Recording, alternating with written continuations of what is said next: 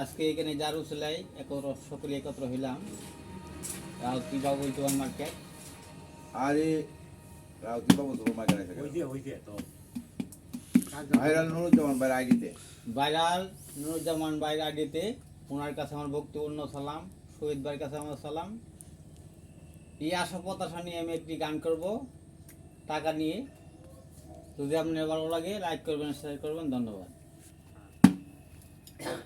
আর আমি শিল্পী রুকন সরকার, আমার গান যদি ভালো লাগে অবশ্যই বায়না করবেন। যারা করে না কর্ম, কর্মর বুঝে না মর্ম,